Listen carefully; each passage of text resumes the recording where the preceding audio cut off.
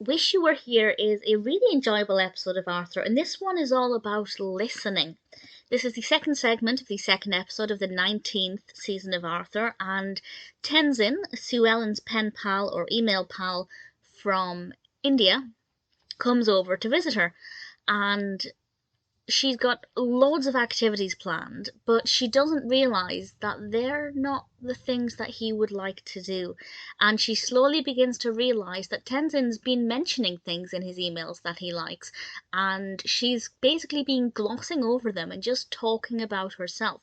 And that's not to say Sue Ellen was intentionally being self-centered, but when you're a pen pal, it's a two-way street. You can't just talk about yourself. Yes, your pen pal is going to be interested in your activities, in your life, and particularly if it's a different country, they're going to really want to hear about that culture. But at the same time, it's give and take. And you have to give a little and take a little.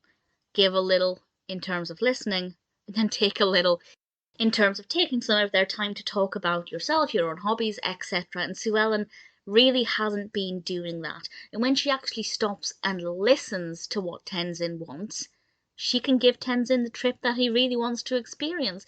And part of it's about taking control as well. She planned everything, and she didn't ever actually ask Tenzin what he wanted from this trip, from this experience. It was all about what she wanted to show him.